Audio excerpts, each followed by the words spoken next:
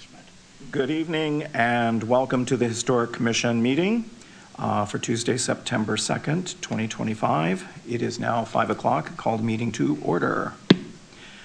Roll call, please, Brian. Yes, sorry. Griffa? Here. Goff? Here. Terrell? Here. Conrad? Absent. Kramers? Here. Hanson? Here. And Klingeman. Here. You have a quorum. Thank you.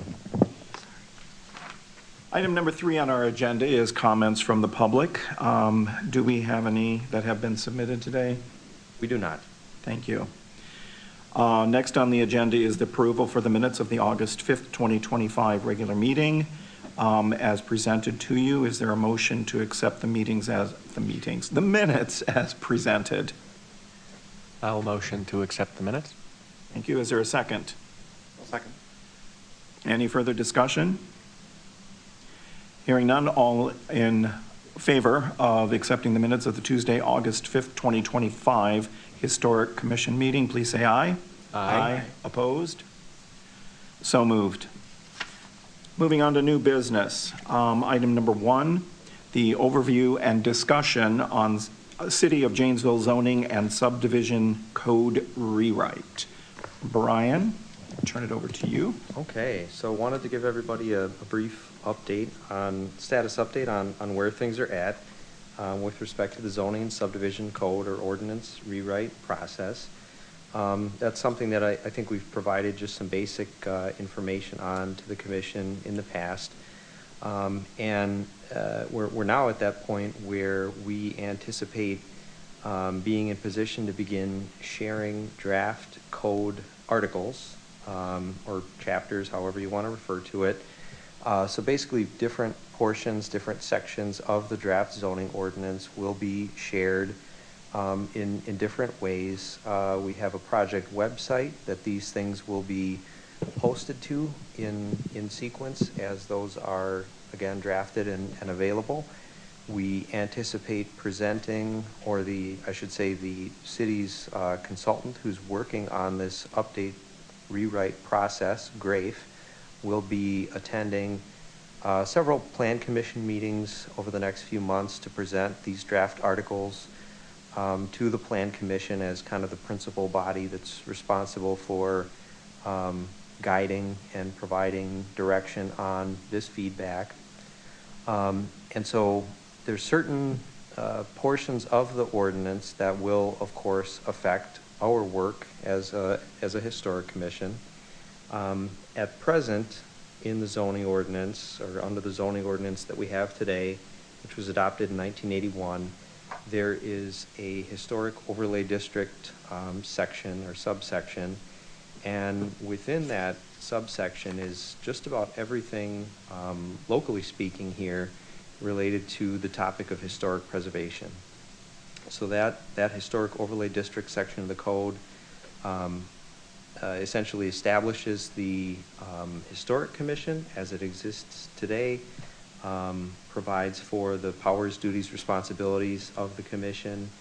It establishes the overlay district itself and defines what that means in terms of the review requirements that we all know apply within the historic overlay district.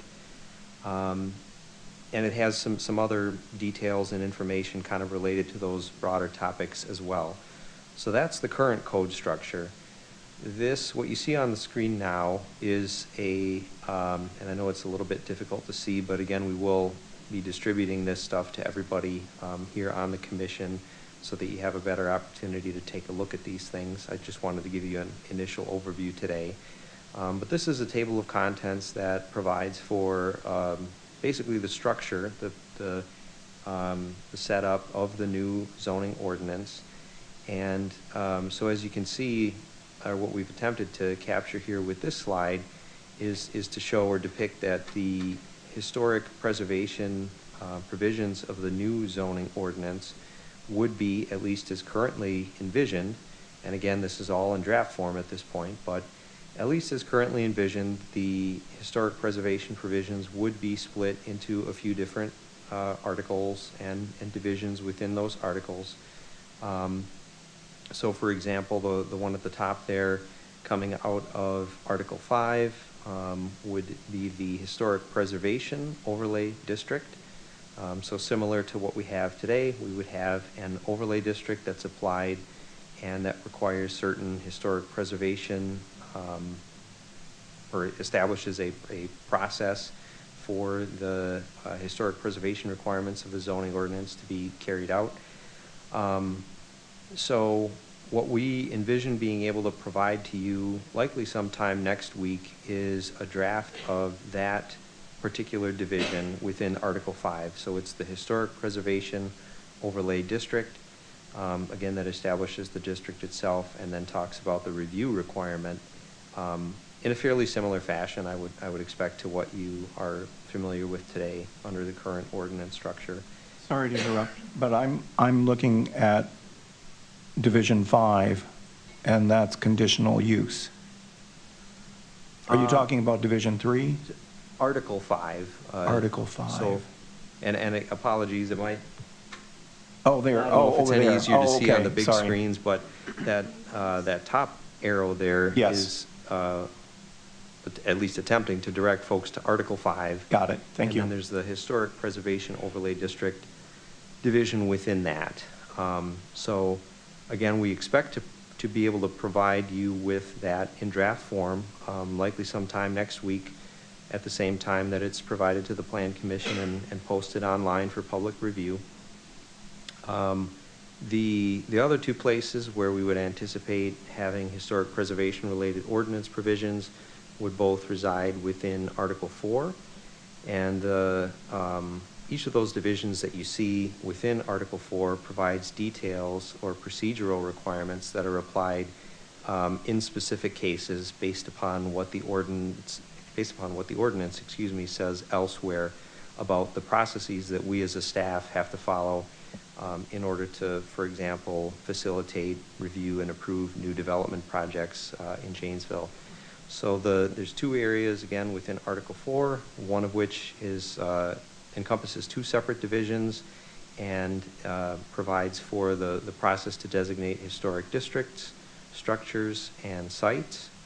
And then there's a separate division within Article 4, again, as a separate process, relates to what, at least here in draft form, is called Certificate of Historic Appropriateness. So a slight change in terminology, along with a slight change in terminology to go from referring to you as a commission, from Historic Commission to Historic Preservation Commission, which is something that I think several of you and past commission members as well have indicated would be desirable.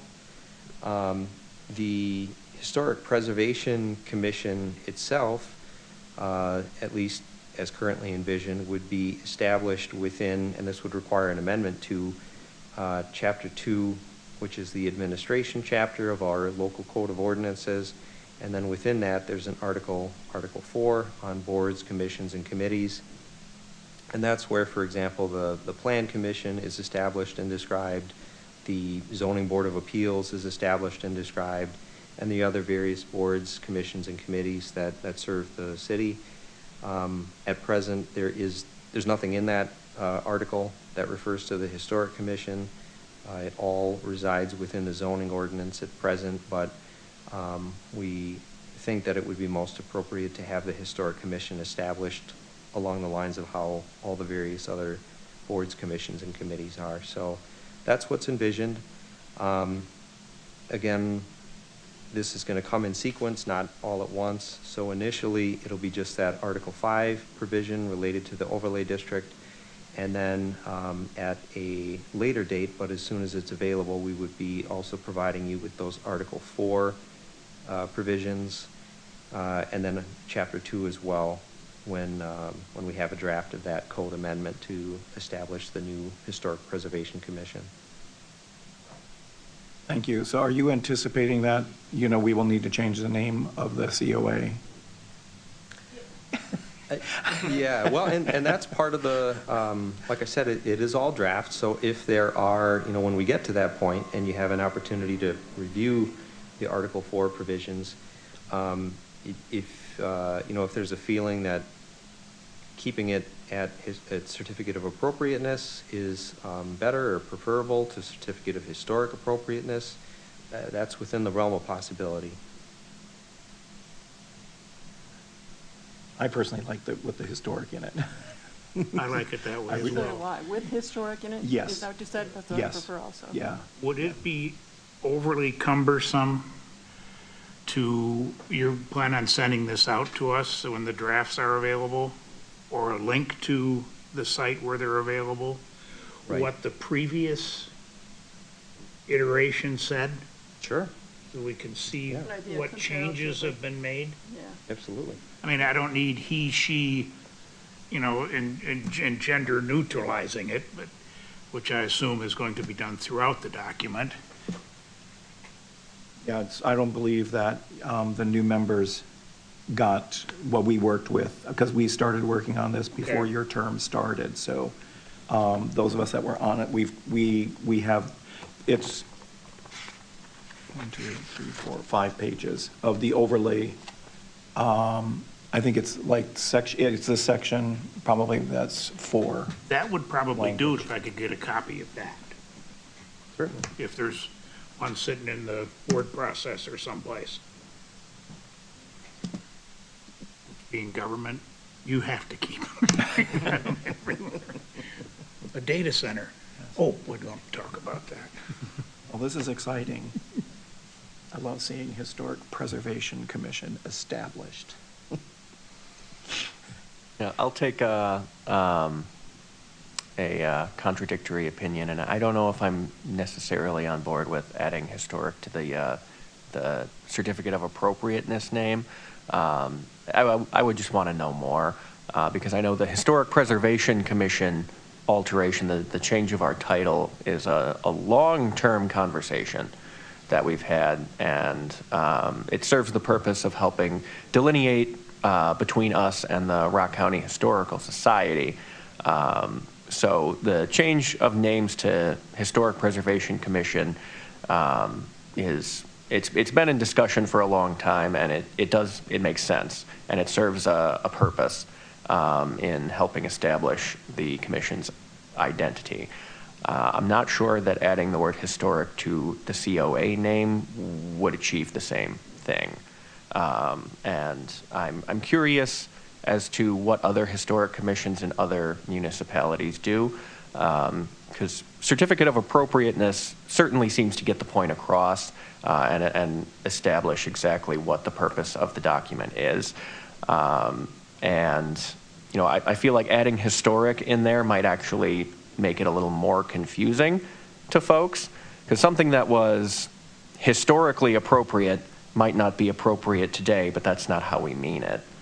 And so I fear that making that change might introduce more confusion than alleviate some. Thank you. Any other comments? So we would expect to distribute this, like I said, sometime next week, along with, as requested, a copy of the current ordinance structure, and then we will add this to the agenda for September 16th for discussion, and certainly the discussion, questions, comments from the commission won't be limited to that specific meeting date, but that's the starting point. Thank you, Brian. Okay, moving on to item number 2 under new business. We have a presentation on the NAPC, National Alliance of Preservation Commission's 2025 Virtual Summer Short Course. Right. So back on August 20th and the 21st, I attended a virtual short course. Some of the topics that were discussed, they're listed here. So it was a pretty long day each day, and so I have a lot of information related to these topics, these overarching topics.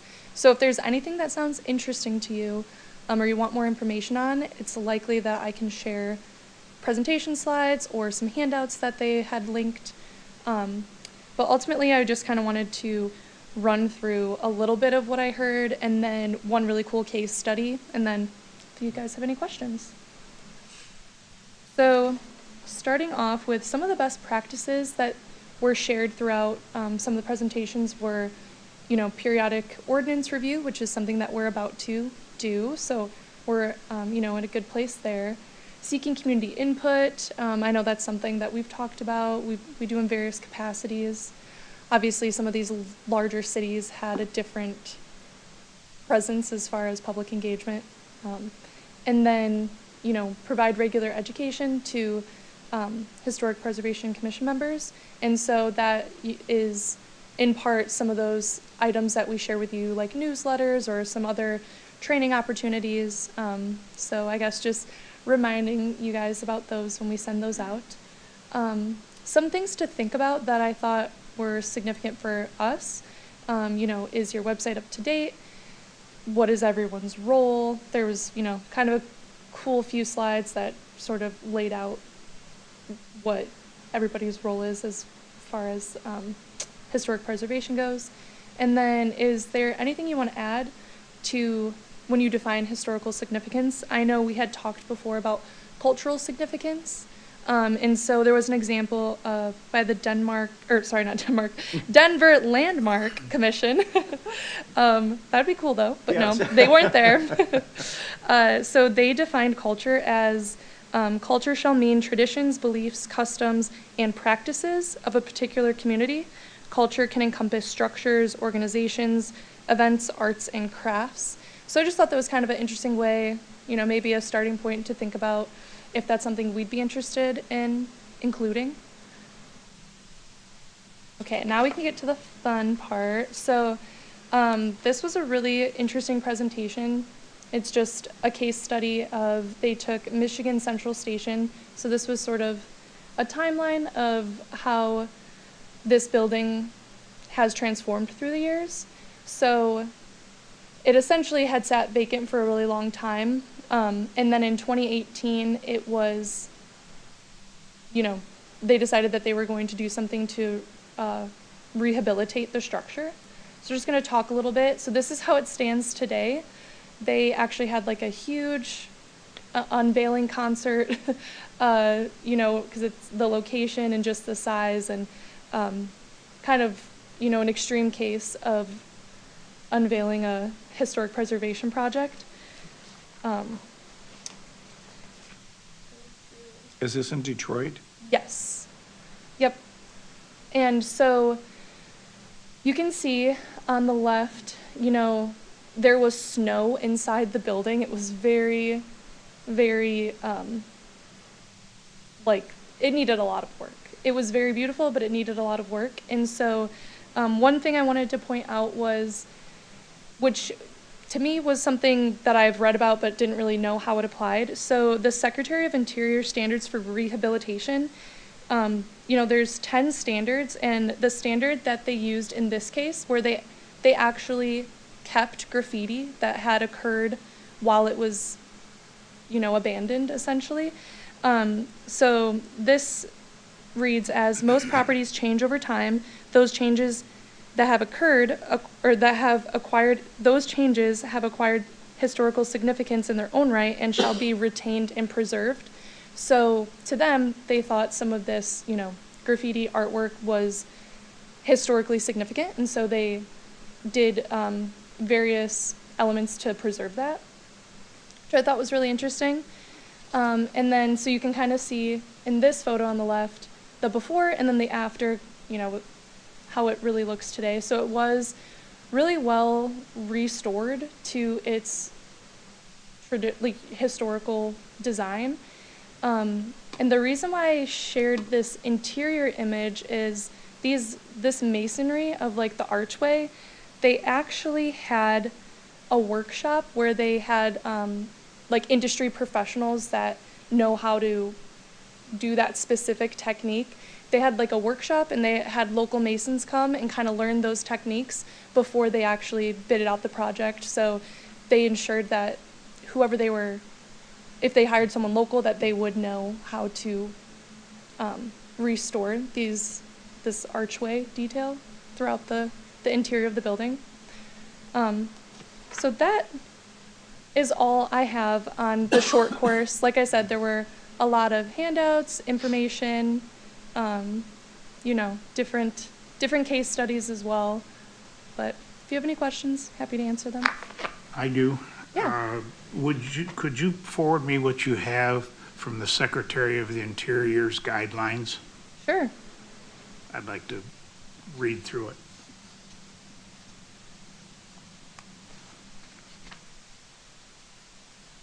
Anything else?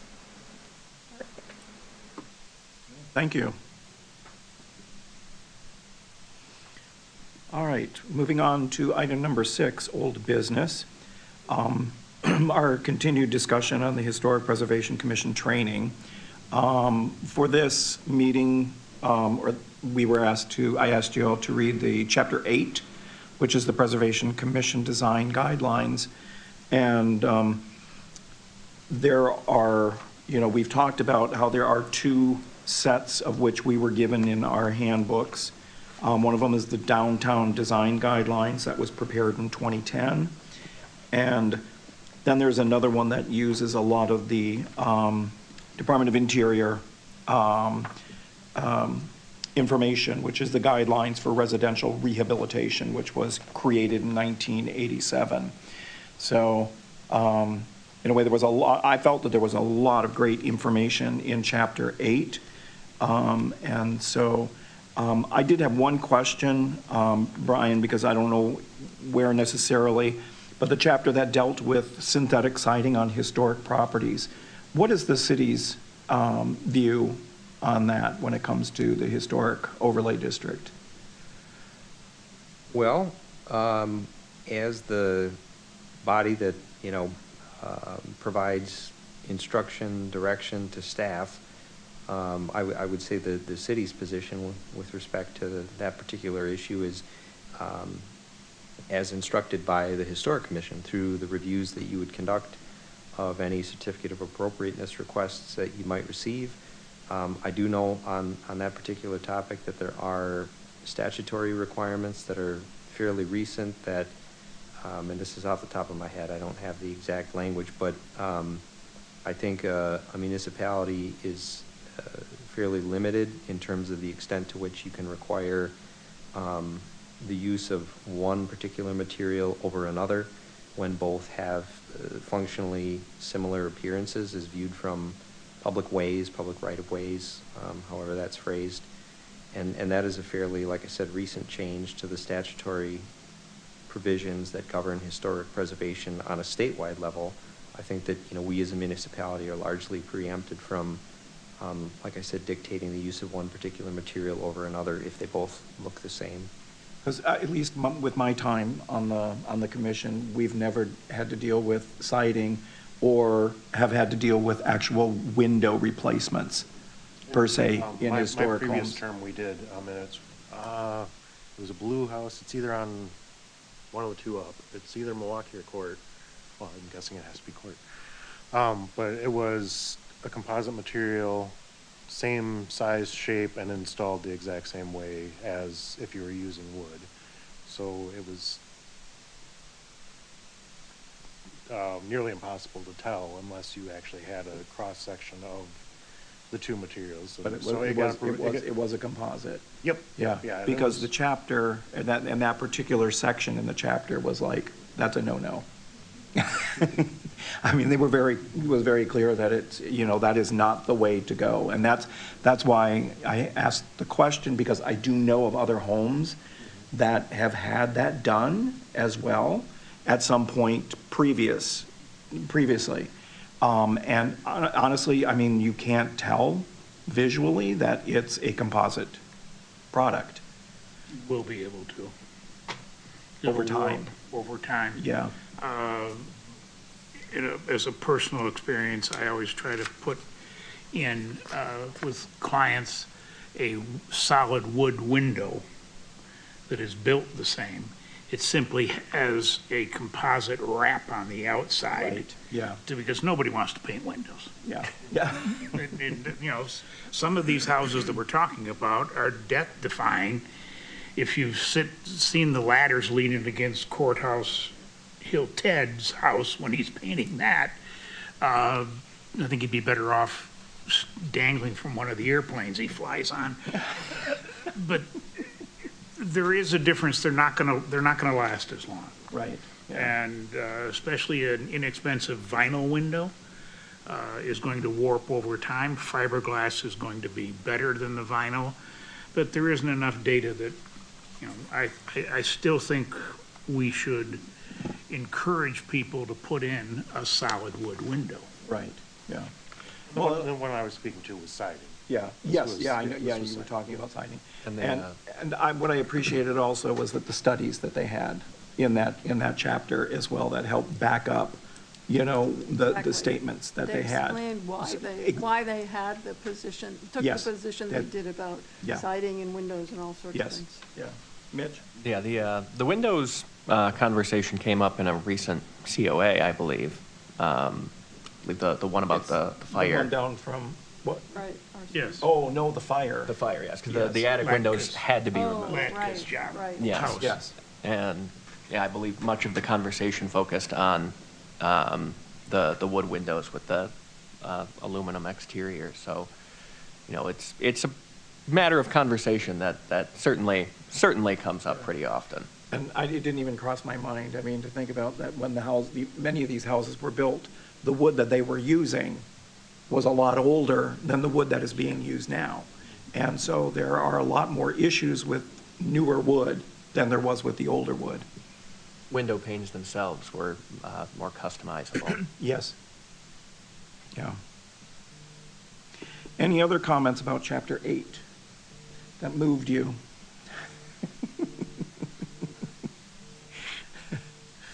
Okay. I would like you to, I didn't see anything in chapter 9 right now that is, when we come around to the design review, I think we'll come back to chapter 9. The one thing that that we have been talking about for many meetings now is about community relationships. And so that's why I would like you to read chapter 10. I think that there's a lot of good information in that chapter that will hopefully spark us in getting some of this community relationships going that we are wanting to do. So, any other comments about that? All right. Then moving on to item number 2 under old business, continued discussion on outreach to new property owners in the historic overlay district. Brian? Okay, so the slide deck advanced faster than I thought it would, so I'll jump right away into the script.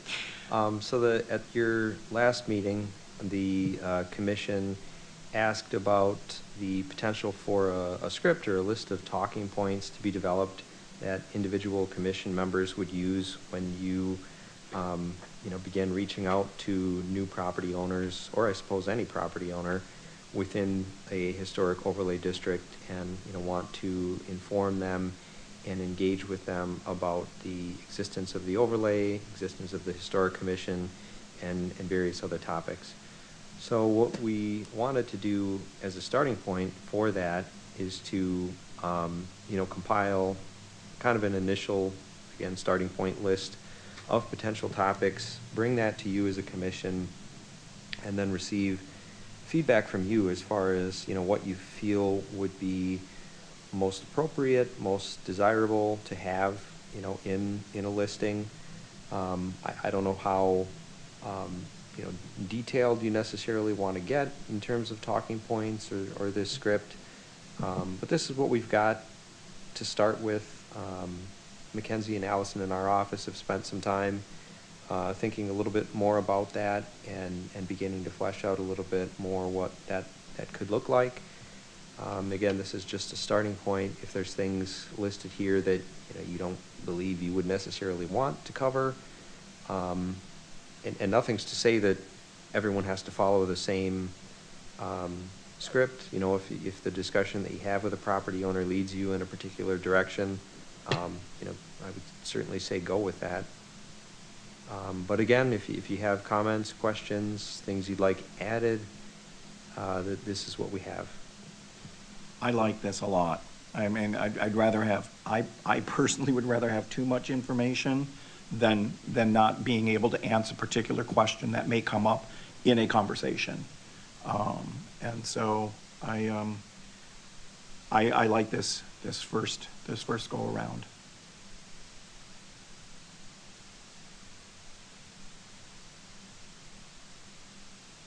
Any other comments, please? Well, what we can do is to take this and perhaps add a bit more detail, behind each of these things.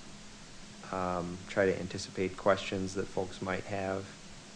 Try to anticipate the level of information that you'd necessarily want to feel responsible to share with someone versus maybe, referring them to city staff if they had, very detailed questions or, something that you weren't necessarily in position to answer. And we can come back with that at likely at your next meeting, but we are spending a lot of time on the zoning code update as well. So there may be some potential that would get pushed into October, but we'll see what we can do. That's fine. That's totally fine.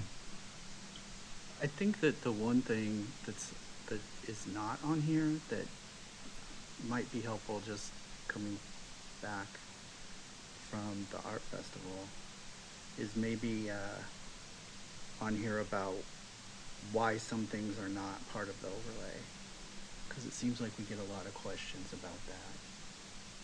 In addition to what is on and what are the requirements on, why are these? And were you planning on, in addition to that, was there going to be somewhere within the district requirements a section that would address the COA? Yes, that would certainly be part of a good discussion. It'd be almost like any of us that are going out, it's like, I would like to have, if it's a new, they're new, I would actually like to have a copy of the COA to be able to give them, so that they actually know, So they giving can them see. something tangible, I think is very important, when you're meeting with a new homeowner, in the area who may not know about what's involved, and then trying to give them the steps on how to find it online, where here it is, the web address is there if you need it.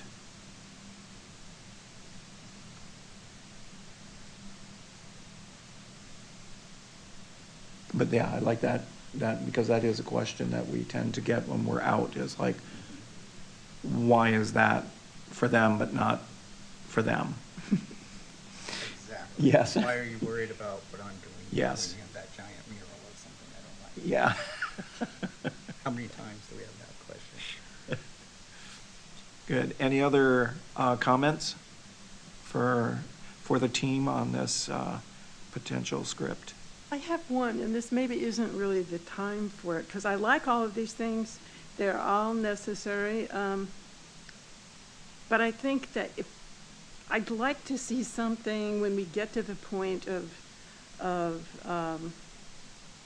thinking about it, having something in here about tone, about what's special about Janesville's historic district compared to, I know there are a lot of places around in Wisconsin that have historic sections, but Janesville's is really something special, partly because it's both the business district as extensive as it is, and then that there are these various parts of town that have historic sections.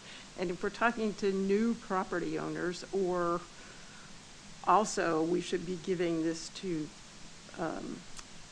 if we can, the real estate agents, so that whether or not you own property, just if you're looking to buy somewhere, whether you own it or not, then you can see you can learn all about this and see what the requirements are. But I guess I would also like to have a tone of, here's why Janesville historic districts are special. And here's, just something that's a tonal thing, rather than just here's the information. So this isn't really the time to get to that, but it's something I want to think about because I think Janesville's are actually very special, and I'm not sure how much people that aren't involved with or don't own one of these, really appreciate that. Didn't you have a tagline? Do I have a Yeah, tagline? didn't you come up with one when we were at the arts fair, at the arts festival Can't remember. about that? Okay. I remember I had the same feeling there and Yes. wanted to, you Yeah. know. I hey, mean, when we're going out people into don't know how special this is. Yeah, and going out and meeting the public is to, be, you know, as a team, to be able to share that same, this is why it's so important that we preserve as much of this history as possible. Yeah, I think we had a little bit of that discussion a while ago, Probably Mhm. more than everybody else, because that was one of the things with, you can go on the website, on the city website, and you can see, back to your thing, you can see what the overlay district is, but it doesn't really talk about the overlay district as much as, you know, this is, you know, what we had, why. But you know, why? Why that particular area? Why was this one, specifically the Courthouse Hill, designated as having an overlay district where the other districts, the Fourth Ward, Columbus Circle, all of those, they're historic districts, but they don't have the overlay that goes with that. And so historically, I mean, we don't know, I don't know what happened in the 80s when that all came about, why they decided to do that, but.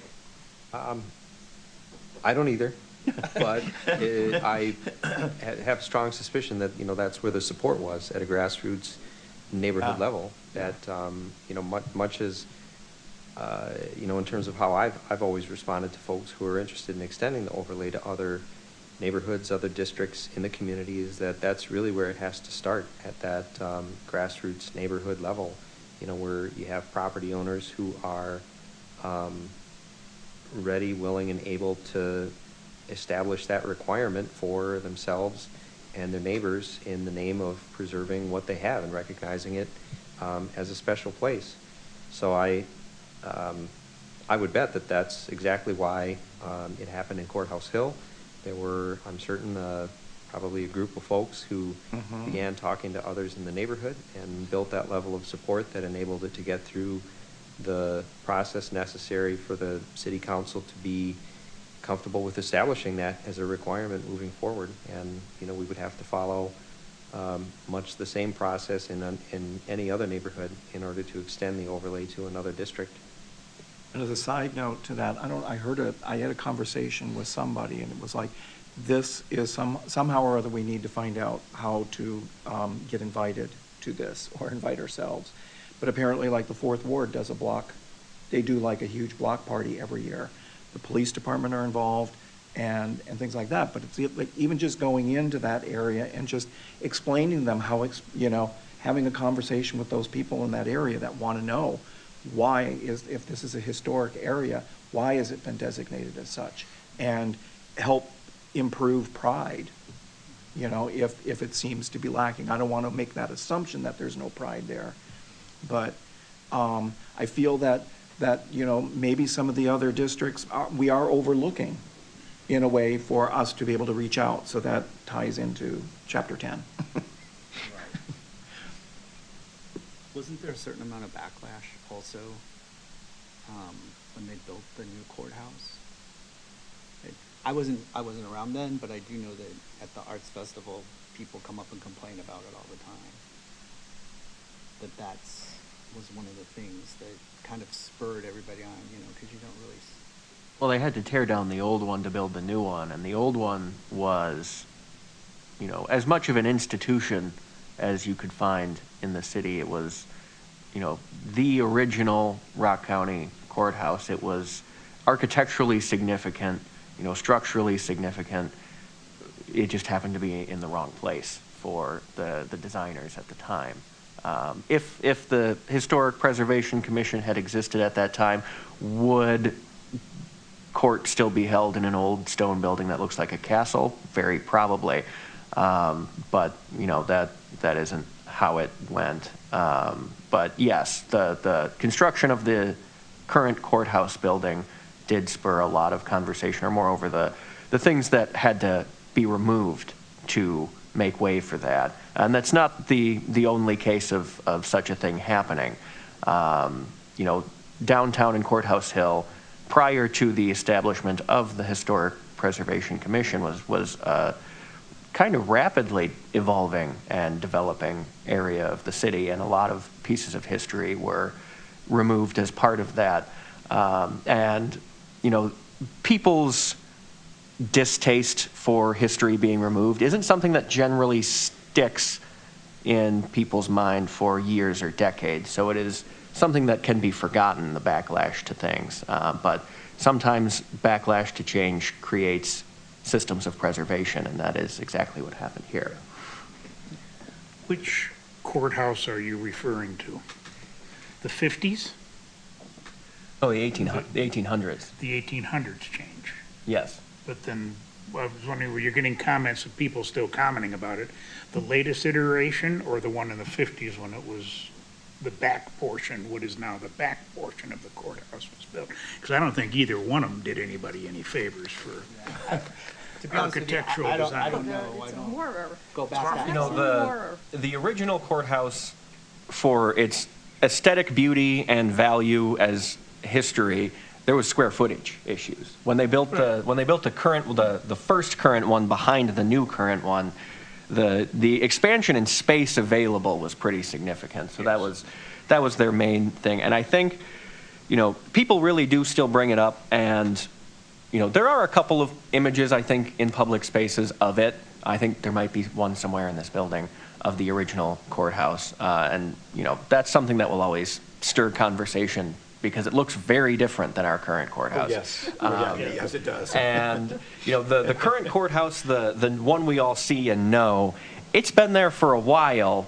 but it's still kind of new in the fabric of the community. And you know, whenever, because obviously when they built the original new one in the 50s, that is what ultimately removed the old courthouse. But then they built the new one on, and any addition to something that removed something old is going to spur or reignite old conversation. So it's probably going to be a conversation for another 100 years. Yes. And then we can throw the Parker Pen Company in as well. That building might still exist. I know. That building might still It's exist. underneath there. Is it? Yeah, it's just. That's what we heard. They Yeah, hung it.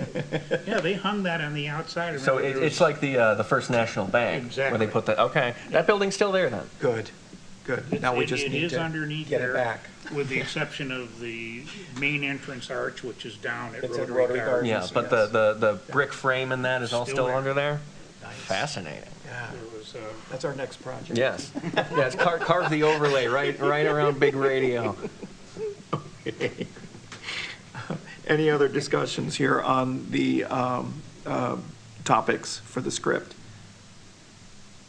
Not if we're good for that. All right. Then moving on to item number 3 under old business, our debrief discussion on the Tolman Arts Festival.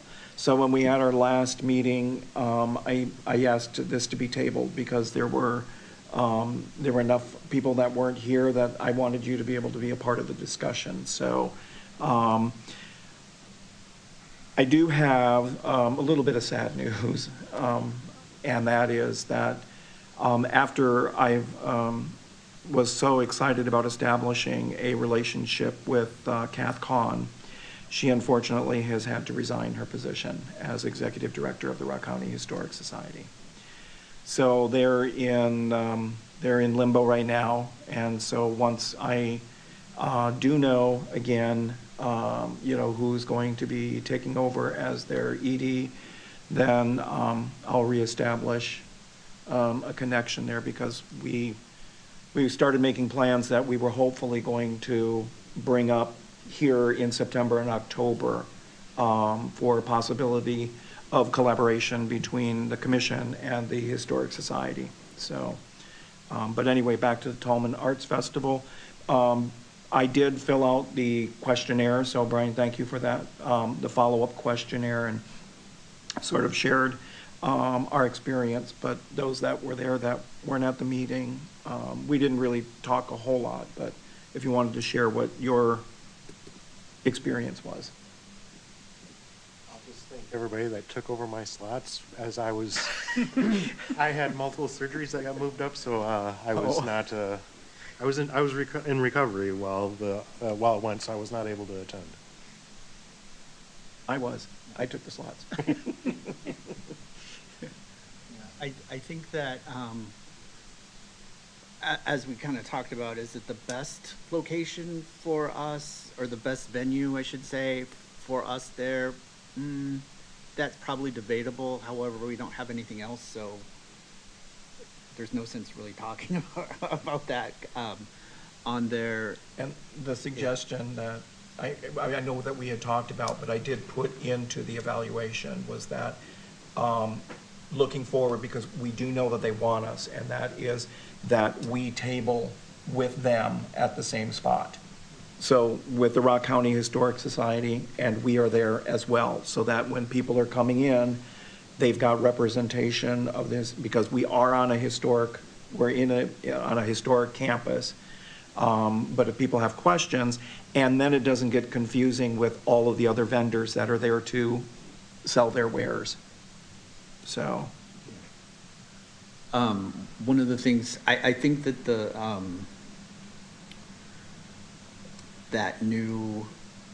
old address, what do we say it, that was very good. I'm thinking a lot of people liked looking at that and that kind of thing. It did help that we had those, the signage for these brochures are for sale in this, instead of us trying to tackle somebody as they're walking over with them because nobody knew. I'm trying to go back. My back didn't hurt as much because we didn't have those 48-pound other ones. Frames. I think that we could be a little bit more direct and maybe come up with a couple of other of displays that might be, who we are, what are, so that people could read that into And it. one of the suggestions that I know that you made for the old street sign that we had was actually maybe have some stickers that can be overlaid above, or next to, this is now known as Memorial Drive. This is now known as, so that people had, and then there is actually on that map, when we are at the Tallman House, there's actually like a circle that happens to be on that map. And if we could just put like a red dot, you are here. And then that way people can get an idea when they're looking at it, because there was a lot of interest actually in that particular map as well, so. And I did share about the tent idea that you had. Not to lower it? No. There was that one tent that was to the left of us that had their logo on it, and I found one online that you get that table cover, you get the tent thing, the sides, and it has your logo all over it. So we don't have to put up that banner that the grommets keep ripping out and. No, yeah, and I think that, and as we discussed, that would probably be a good thing. The problem is it would be terribly underutilized at this point. Yes. We need to, I think, work on some more outreach that we could, to make sure that we're, Yes. that we're doing that. Yeah. I think when there's a new ED to deal with, it's imperative that we get in that opening alley. I understand that those are prime spots for vendors who want to sell stuff. We don't take up that much room. Right. And this needs to be, and it's too bad that they lost somebody who was willing to listen and work with us, but maybe they'll find another one. It was personal reasons, so not, she was doing a brilliant job, but it was a very tough decision for her to have to make. But that's the plan, and I know that Don, who's the board president, that all of those went to him. And in fact, I did talk to him about it while I was there, that next year, consider us being together there, and he was very open, and a couple of other board members that I spoke to were also very open to that. So I tried to lay the groundwork for that, or what should we say, the grassroots effort. Anything else that we wanted to add to our experience? Okay. Moving on to item number 7, Historic Commission announcements. Announcements are limited to member activities, memorials, and non-political community events. Discussion of matters related to governmental business is prohibited. Do we have an announcement? I have one thing. I apologize. This actually relates to old business number 2, the outreach to new property owners. I had meant to Oh, hand sorry, this did I out- skip over that? I am so No, sorry. No, we did go through that. That was the Oh. script. And I Oh. meant to, prior to the script, we do have a list of property ownership changes that goes back into 2024 as the commission requested at your last meeting. So that it's still fairly short. There's only 5 entries here. There were a handful of additional entries when we ran the query in our system. But it did bring back a number of instances where, for example, a particular property had been owned by a couple, and then one of the 2 folks either, passed away, or the couple divorced, and so it was clear, from looking at past and new owners that it was still at least one of the same folks living on the property. And so those aren't included here, but it is 5 folks long. I know that we don't have our script put into place, so it's up to you.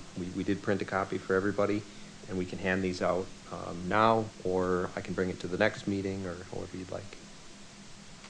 How long, what was the time frame for that? This goes back to Q1 of 2024.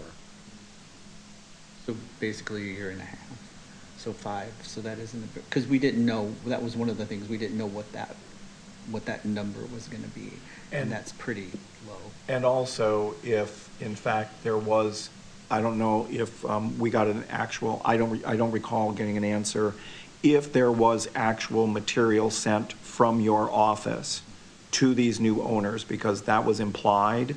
Yep. And I just know that when I moved in, I didn't get anything.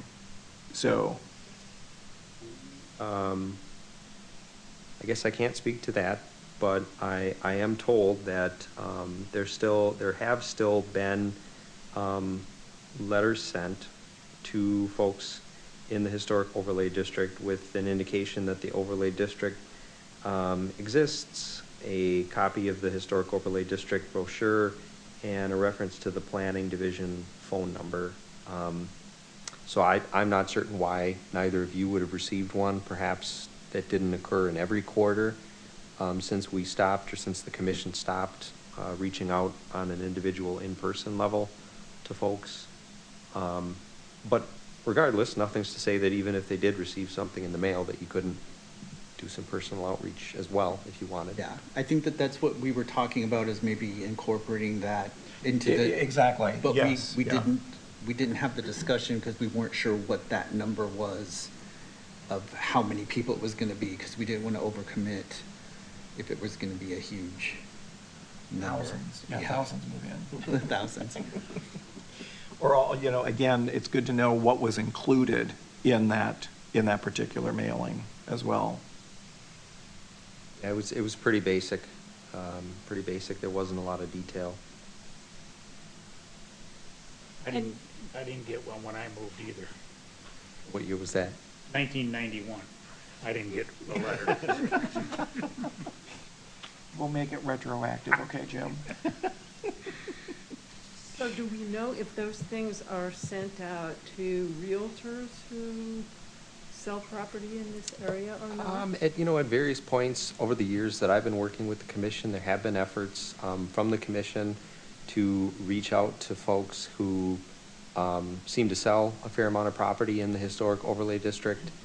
There were a few names, I think, that commission members were aware of and saw names on for sale signs in the district frequently enough to have, similar to property owners buying into the district. I think that there was some direct outreach to individual realtors. I recall the commission talking about attending, meetings of the Realtors Association, or however it's referred to, but I can't recall offhand. I did speak to Michelle, the city assessor, and she said likely there would not be an opportunity for a presentation there, but possibly information being added to like their newsletter. Mm-hmm. So, and I do have the contacts that I'll send out to you, now that I'm back to work. I'll send that out to you when I get in tomorrow. So you, Drink tickets. Always. I'd like to see the Sponsor list something. as long as you've I got would- it. I would too, so Yep. it has the address. You know, once you hand it out, it's now an official document. It is, yep.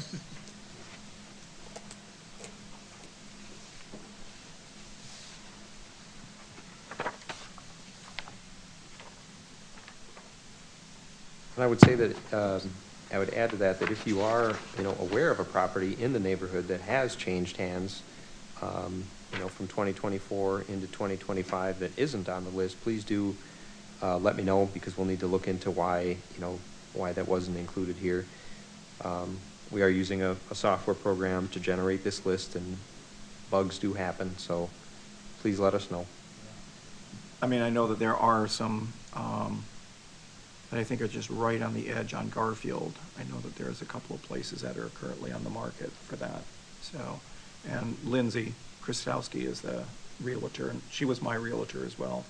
And, I would not mind reaching out to her and, as a contact, to potentially see if she's got a group of people, because she lives in the historic district.